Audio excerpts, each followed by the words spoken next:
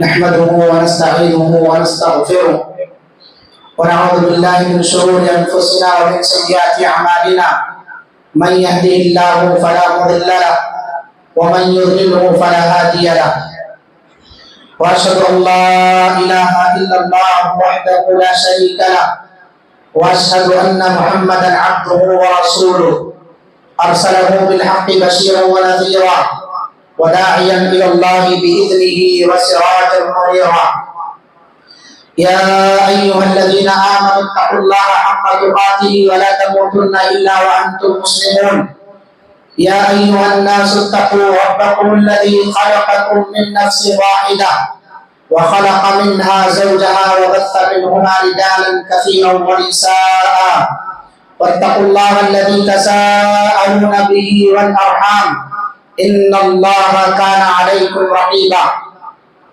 يا أيها الذين آمنوا اتقوا الله وقولوا قولا سديدا يصلح لكم أعمالكم ويغفر لكم ذنوبكم ومن يطع الله ورسوله فقد فاز فوزا عظيما أما بعد فإن خير الحديث كتاب الله وخير الهدي هدي محمد صلى الله عليه وسلم وشر الأمور محدثاتها وكل محدثة بدعة وكل بدعة ضلالة وكل ضلالة في النار فأعوذ بالله السميع العليم من الشيطان الرجيم من همزه ونفخه ونفثه بسم الله الرحمن الرحيم يريد الله بكم اليسر ولا يريد بكم العسر ولتكملوا العدة ولتكبروا الله على ما هداكم ولعلكم تشكرون.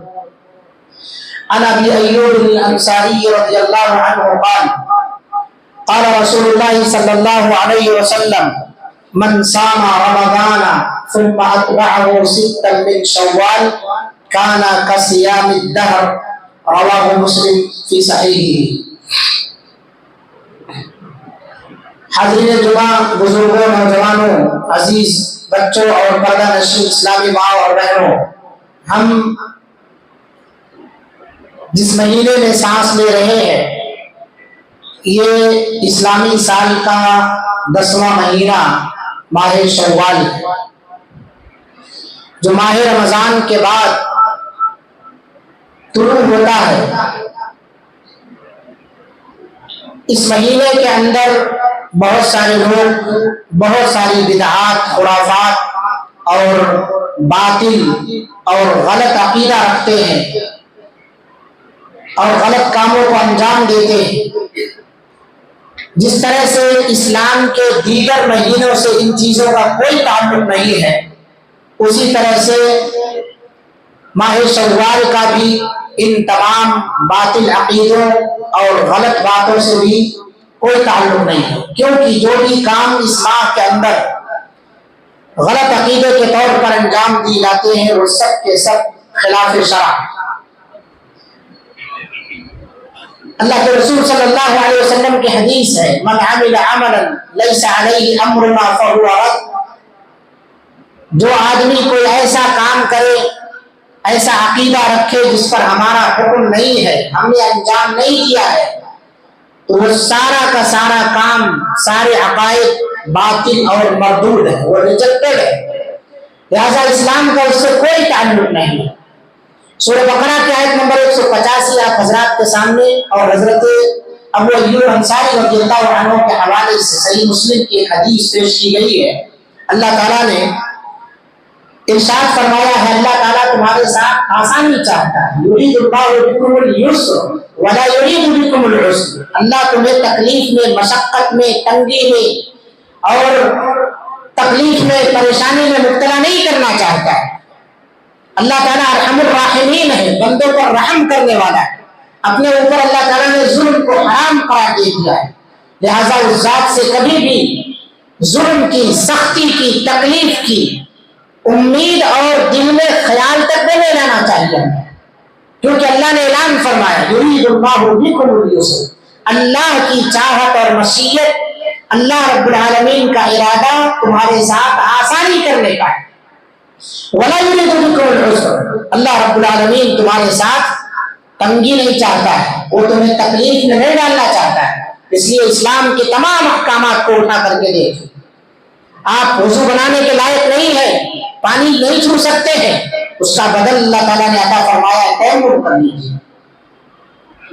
پانی نہیں مل رہا ہے، مشقت ہے، تیمم کر لیجیے، آسانی رکھی اللہ رب العالمین۔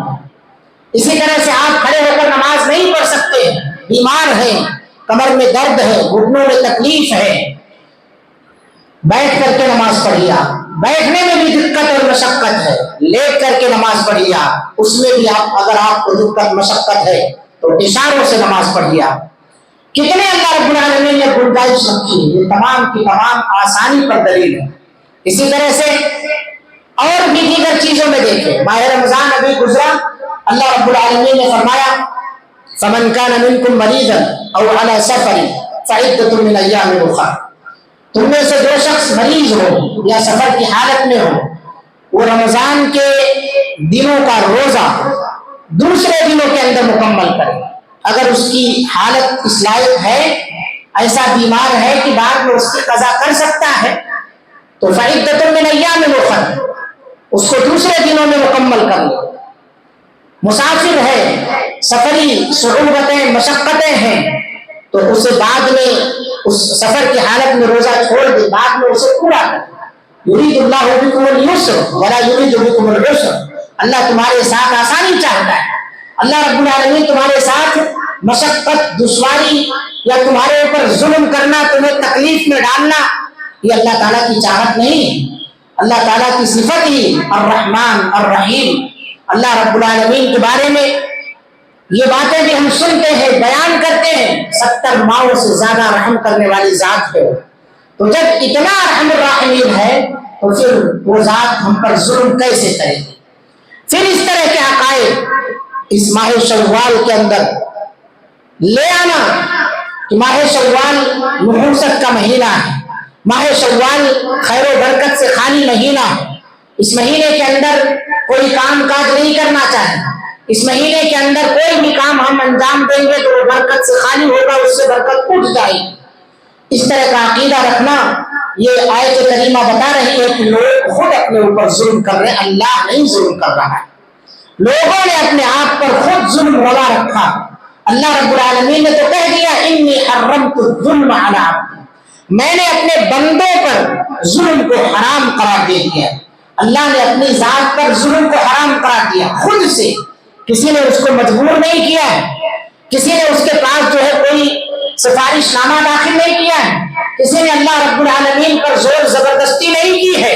اللہ تعالیٰ کی ذات ارحم الراحمین ہے، وہ ہم پر رحم کرنا چاہتی ہے، لہذا اللہ رب العالمین نے فرما دیا ہے یرید اللہ بکم اليسر ولا یرید بکم العسر ولتکملوا العدہ، عدت کو، دن کو، ایام کو مکمل کرو، وَلِتُكَبِّرُوا اللَّهَ، اللہ رب العالمین کی بڑائی بیان کرو، لعلکم تشکرون، تاکہ تم شکر گزار بندے بن جاؤ۔ تو ہمارے لیے یہ چیز ہونی چاہیے کہ جو بھی دن، ماہ، سال، ایام اللہ تعالیٰ نے ہمیں نصیب فرمایا ہے، ہم ان ماہوں سال میں، ان ایام میں، ان لمحات میں، ان گھڑیوں میں اللہ کی بڑائی بیان کریں، اللہ رب العالمین کی تسبیح، پاکی، کبریائی بیان کریں۔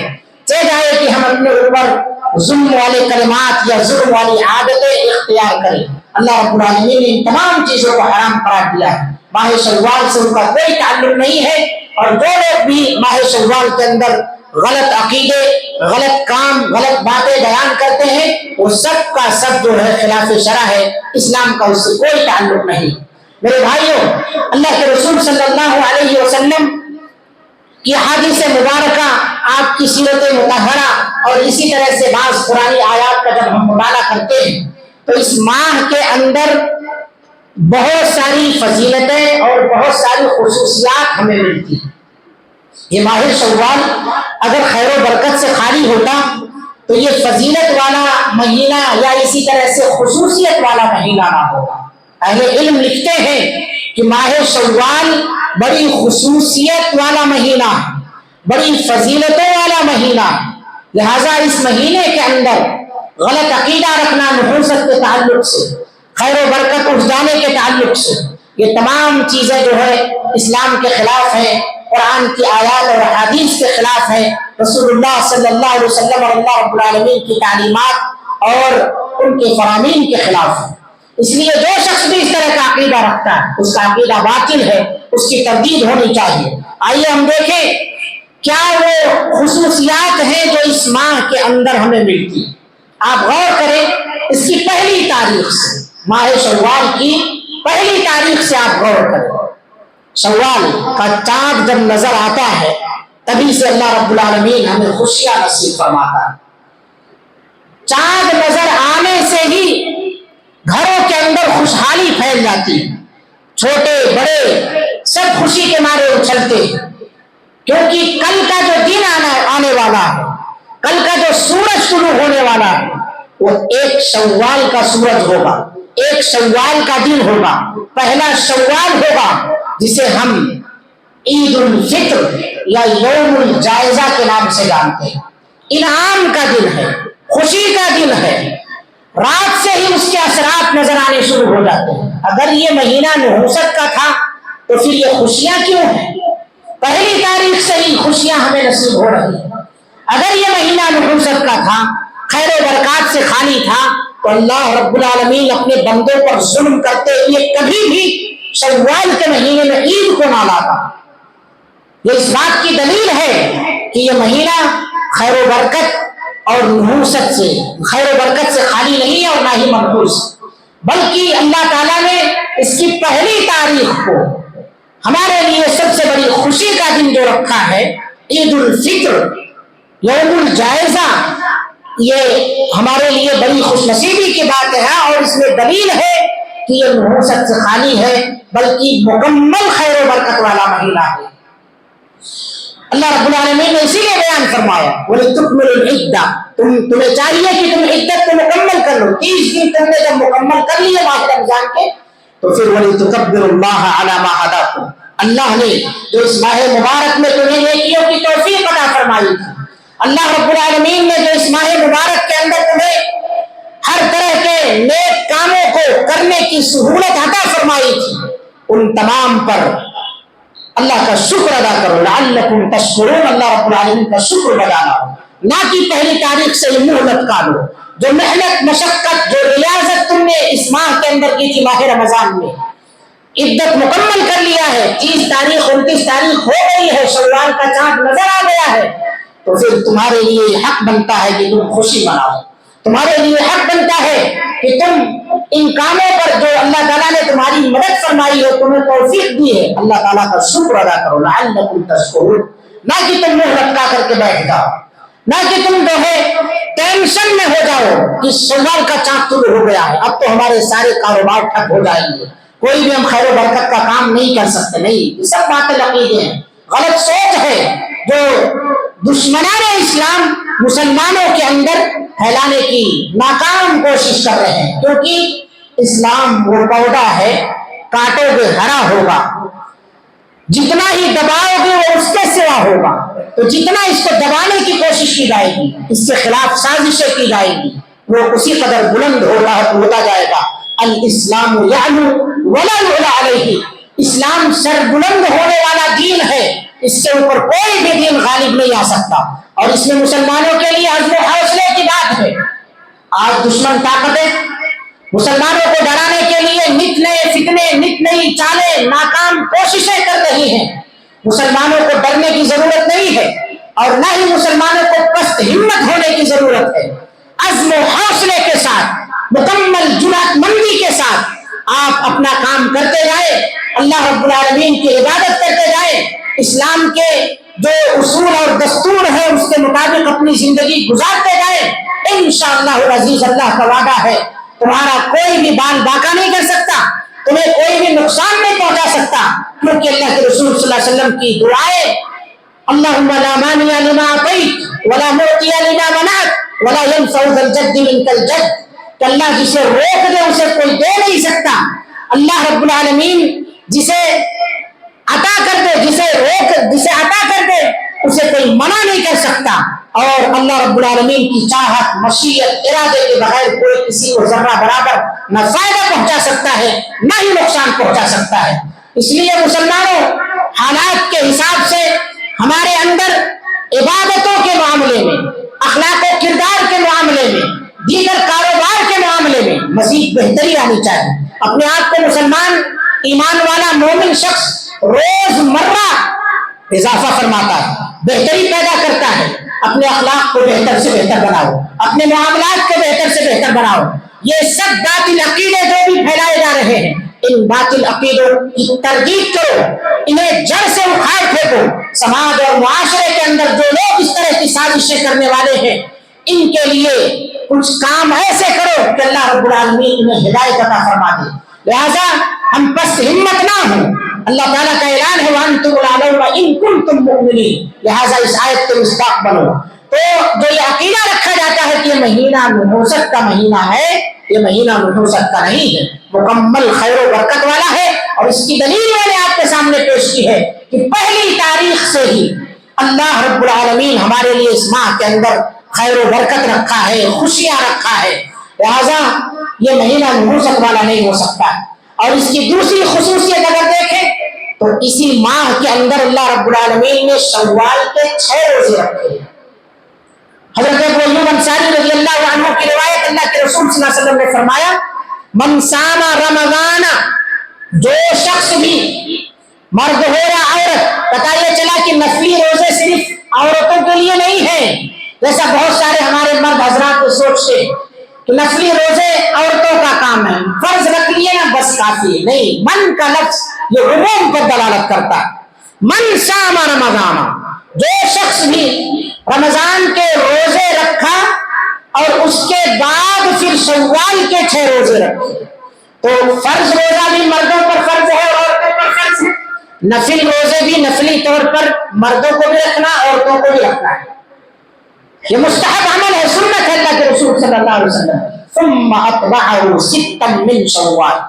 اب ستا من شوال سے ایک باطل عقیدہ جو یا باطل سوچ اور نظریہ جو ہمارے عوام کے اندر بٹھا دیا گیا ہے کہ جیسے ہی رمضان ختم ہو, عید کا دن خوشی منانے کا ہے, اس دن روزہ نہیں رکھنا.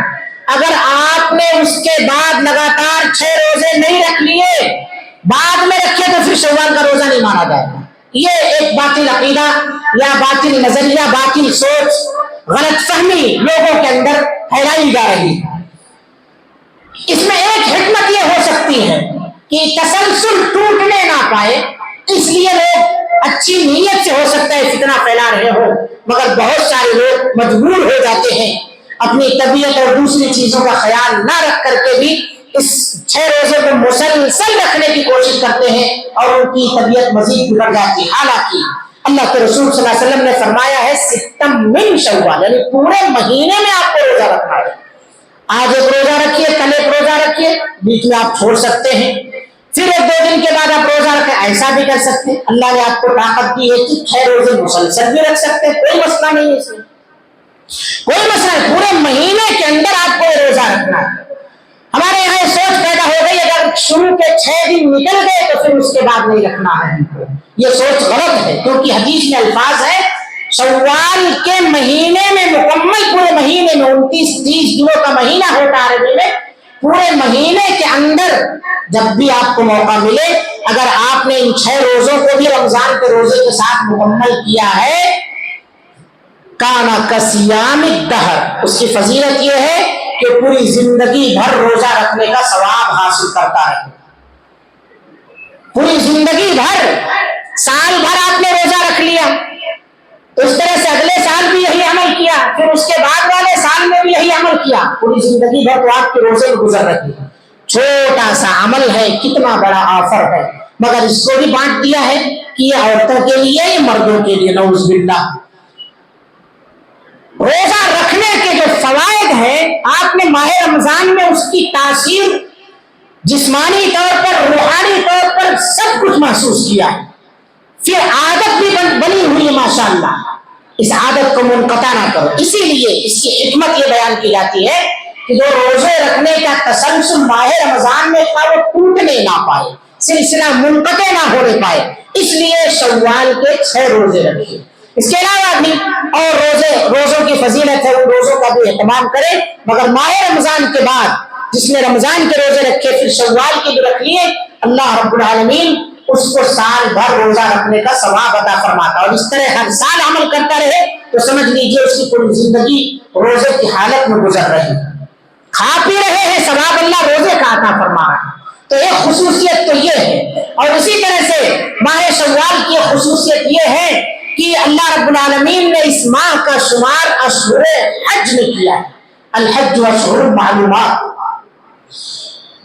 اشہر حج کے سلسلے میں اس آیت کی تفسیر میں عبداللہ ابن عمر رضی اللہ عنہما کا قول مفسرین ذکر کرتے ہیں۔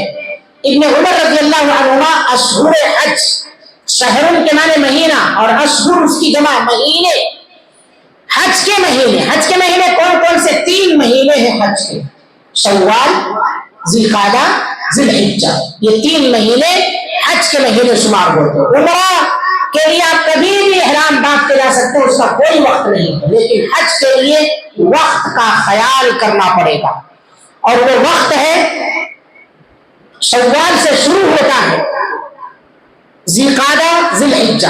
آپ حج کا احرام اگر شوال کے مہینے سے ہی باندھ کر کے جانا چاہیں تو پھر آپ جا سکتے ہیں، لیکن جب ذی الحجہ کی 8 تاریخ ہوگی تب 8 تاریخ سے اس کا کام، حج کا کام شروع ہوگا، تبھی آپ انجام دے سکتے ہیں 5 دنوں کے اندر۔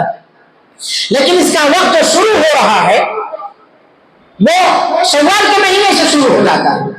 اتنا عظیم کام اس ماہ سے شروع ہو، پھر اس مہینے پر تانا دیا جائے کہ یہ نحوست بھرا مہینہ، یہ مہینہ خیر و برکات سے خالی ہے۔ حج کے بارے میں اللہ کے رسول صلی اللہ علیہ وسلم نے فرما دیا، من حج فلم یرفث ولم یفسق، جو آدمی حج کرے اس میں کوئی بےہودگی کا کام انجام نہ دے، بڑے گناہ نہ انجام دے، اور اسی طرح سے کوئی بد اخلاقی اور بد کرداری اس سے سرزد نہ ہو، رجع کیوم ولدتہ امہ، وہ ایسے لوٹتا ہے جیسے اس کی ماں نے اسے اسی دن جنم دیا، بالکل گناہوں سے پاک صاف۔ وہ اس کا اس مہینے کا شمار، اس عمل کا شمار اسی مہینے سے ہو رہا ہے، اور اس مہینے کو مر دیا گیا ہے، اس مہینے کو جوڑ دیا گیا ہے نحوست سے، یہ مہینہ خیر و برکات سے خالی۔ ہمارے یہاں ایک عقیدہ یہ بھی رکھا جاتا ہے کہ اس ماہ کے اندر شادی بیاہ نہ کی جائے۔ آپ دیکھیں بڑی مشکل سے شوال کے مہینے میں یہ جن کے گھروں پر جھنڈے لٹک رہے ہیں یا جو در در بھٹک رہے ہیں، ایسے تمام لوگ ماہ شوال کے اندر شادی بیاہ کی تقریب کو منعقد نہیں کرتے۔ بڑی بھول میں ہیں لوگ، بہت بڑی بھول میں ہیں۔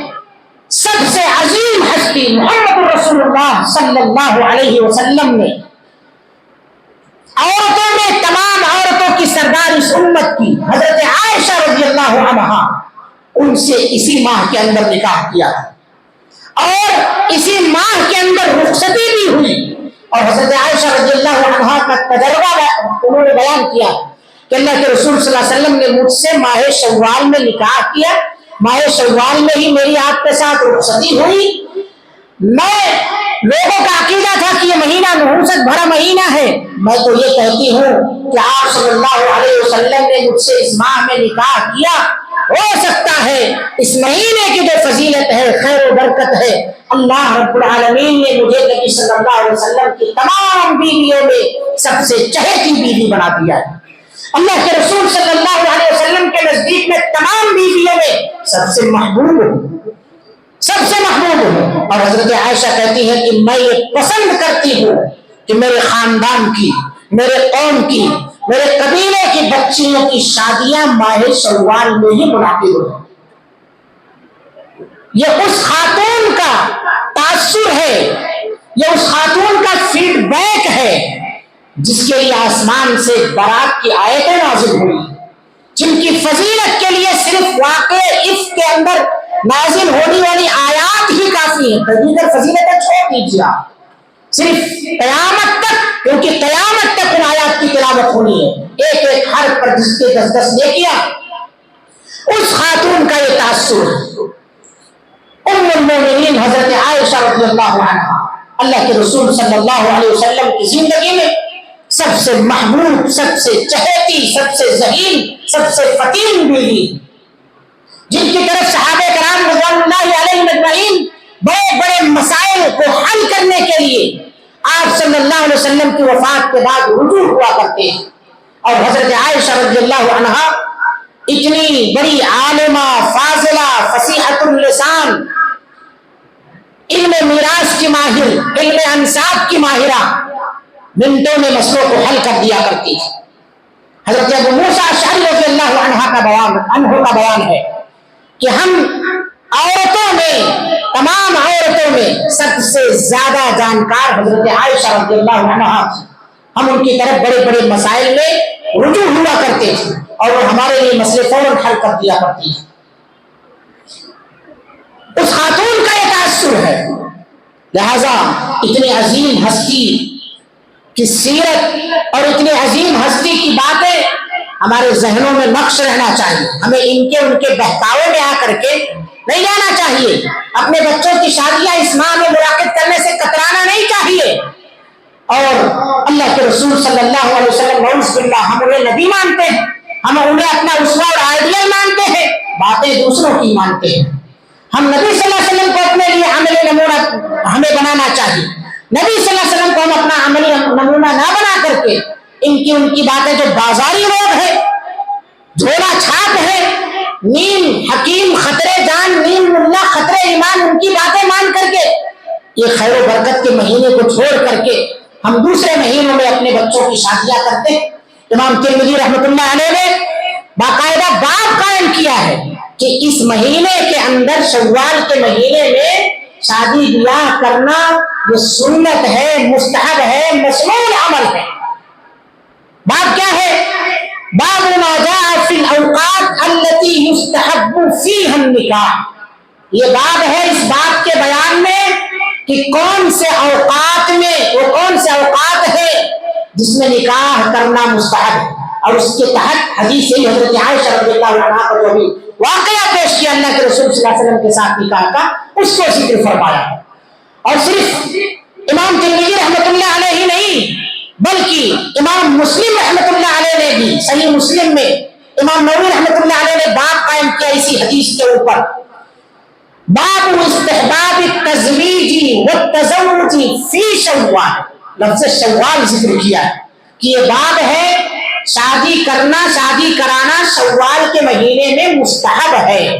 اگر نحوست بھرا ہوتا تو کائنات کی سب سے افضل ہستی محمد رسول اللہ صلی اللہ علیہ وسلم کیا اس ماہ میں نکاح کرتے؟ کیا اللہ کے رسول صلی اللہ علیہ وسلم حضرت عائشہ رضی اللہ عنہا، حضرت ابوبکر صدیق رضی اللہ عنہ کی بیٹی جو آپ کے یار غار ہیں، رفیق خاص ہیں، ان کو اس نحوست میں ڈالتے؟ نہیں ڈالتے۔ اور اگر نحوست ہوتی تو پھر حضرت عائشہ کا یہ تاثر بھی نہیں آتا۔ اس لیے پتہ چلتا ہے کہ سب باتیں من گھڑت ہیں۔ ماہ شوال کی خصوصیات کا ہمیں خیال کرنا چاہیے۔ تو پہلی خصوصیت یہ ہے کہ ہمیں اللہ رب العالمین نے اس کی پہلی تاریخ کو عید الفطر منانے، خوشیاں منانے کا اللہ تعالیٰ نے ہمیں حکم دیا اور موقع دیا ہے، اور یہ اس بات کی دلیل ہے کہ جو ماہ رمضان میں ہم نے نیکیاں کی ہیں اس پر ہم اللہ کا شکر بجانا ہے۔ دوسری خصوصیت، اسی ماہ میں شوال کے 6 روزے اللہ کے رسول صلی اللہ علیہ وسلم نے بیان فرمائے کہ جو بھی رکھے گا سال بھر روزہ رکھنے کا ثواب پائے گا رمضان کے روزوں کے ساتھ۔ تیسری خصوصیت، اس ماہ کا شمار اشہر حج میں ہوتا ہے۔ اور چوتھی خصوصیت یہ ہے کہ شادی بیاہ اس ماہ میں کرنا یا کرانا مستحب اور مستحسن عمل ہے۔ ایک خصوصیت اور ہے، وہ یہ ہے کہ اللہ کے رسول صلی اللہ علیہ وسلم نے ماہ شوال میں بھی اعتکاف کیا۔ اعتکاف کے لیے آپ نے خیمہ لگایا، مگر کچھ ایسا حادثہ ہوا کہ آپ صلی اللہ علیہ وسلم نے خیمہ اٹھا دیا۔ حضرت زینب، حضرت حفصہ، دیگر ازواج مطہرات، ان لوگوں نے بھی آپ کا خیمہ دیکھ کر کے مسجد کے اندر خیمہ لگا دیا۔ نبی کریم صلی اللہ علیہ وسلم نے جب دیکھا کہ ایک لائن سے خیمے لگ رہے ہیں تو آپ صلی اللہ علیہ وسلم نے اپنا خیمہ اٹھوا لیا۔ آپ صلی اللہ علیہ وسلم نے اپنا خیمہ اٹھوایا، اس کے بعد ازواج مطہرات کو بھی خیمے اٹھوانے کا حکم دے دیا اور کہا کہ تم لوگوں کا ارادہ جو ہے شر کا ہے، خیر کا نہیں ہے، تمہارے اندر یہ سوکناپن جاگنے کی وجہ سے آیا ہے، ورنہ ایک بیٹھی تھی اسے بیٹھنے دینا تھا، پوری مسجد کو خیموں سے بھر دیا جائے گا اگر تو پھر اور دوسرا مسئلہ یہاں سوکنوں کا تھا، ایک کری تو دوسری کیا سوچ رہی کہ میں بھی کروں، میں ان سے پیچھے کیوں رہوں، تیسری نے یہاں دیکھیے سب نیک کام کرنے جا رہے ہیں لیکن نیت اگر گڑبڑ ہے تو پھر چاہے جتنی بڑی نیکی ہو اللہ تعالیٰ اسے قبول نہیں فرمائے گا. چنانچہ اللہ کے رسول صلی اللہ علیہ وسلم نے جب ان کے ارادے بھانپ لیے تو آپ صلی اللہ علیہ وسلم نے کہا تم سب کا ارادہ جو ہے شر کا ہے لہذا سب کے خیمے اٹھوا دو. تو یہ تمام خصوصیات اس بات پر دلیل ہے کہ یہ ماہ خیر و برکت سے خالی نہیں بلکہ بھرپور خیر و برکت والا ہے. اس میں آپ اپنی دکانوں کا افتتاح کر سکتے ہیں, شادی بیاہ کی رسمیں جو ہے تقریب وغیرہ منعقد کر سکتے ہیں, یا اور بھی جو بھی خیر کے کام ہیں. جن لوگوں نے بعض لوگوں نے شوال کو اشالہ سے لکھا کہ شوال یہ اشالتن سے ماخوذ ہے جس کے معنی نحوست کے, اور بعض لوگوں نے اسے شوال کے معنی کہا ہے کہ یہ اٹھا لیا جانے کا ہے یعنی خیر و برکت اس سے اٹھ جاتا ہے. یہ تمام کی تمام چیزیں ان خصوصیات کو فضائل کو اگر ہم سامنے رکھیں تو اس پر بھاری پڑ جاتی ہے اور اس کی تردید کرتی ہے. انہی عقیدوں کی تردید کی خاطر اس خطبے کا بھی موضوع منعقد کیا گیا. آج کے جمعہ میں اللہ تعالیٰ سے دعا ہے اللہ رب العالمین ہم تمام کو اس ماہ خیر کی قدر کرنے کی توفیق عطا فرمائے, اور اس ماہ کی جو خصوصیات ہیں ان خصوصیات کو ذہن میں رکھ کر کے اپنی بہن بیٹیوں کا نکاح اگر ہم نے ان عقیدے کے ساتھ منسوخ کر دیا ہے, ملتوی کر دیا ہے, دوسرے مہینوں کی تاریخوں میں ڈال دیا ہے, پھر ہمیں اپنے عقیدے کی اصلاح کرتے ہوئے اس کام کا اہتمام کرنے کے اللہ تعالیٰ ہم سب کو توفیق عطا فرمائے. اور جو بھی شادیاں اس ماہ میں منعقد کی جا رہی ہیں اللہ رب العالمین انہیں ہر طرح کے باطل افکار, نظریات اور غلط عقیدوں سے محفوظ فرما کے اس شادیوں میں اللہ تعالیٰ خیر و برکت عطا فرما. اللہ رب العالمین ہم تمام لوگوں میں جو بھی بیمار ہے تمام بیماروں کو شفاء عاجلہ کاملہ عطا فرما, ہر ایک کی پریشانیاں اللہ دور فرما. رب العالمین ہم تمام کو ہر طرح کے فکروں سے محفوظ فرما, ہمارے ملک میں امن و امان کی فضا قائم فرما. جو شرپسند عناصر ہے اللہ رب العالمین ان شرپسند عناصر سے ہم سب کی حفاظت فرما. اللہ تعالیٰ ان کے فتنوں کو, ان کی سازشوں کو ناکام بنا دے. اللہ رب العالمین ایسے لوگوں کے ہاتھوں کو فتنے سے پکڑ لے. اللہ رب العالمین مسلمانوں کی غیبی مدد فرما. اللہ رب العالمین ہم تمام کو جب تک دنیا کے اندر زندہ رکھ, ایمان اور اسلام کی حالت میں زندہ رکھ, جب خاتمہ فرما تو خاتمہ بالخیر عطا فرما. اقول قولی هذا واستغفر الله لي ولكم ولسائر المسلمين فاستغفروه انه هو الغفور الرحيم. جزاكم الله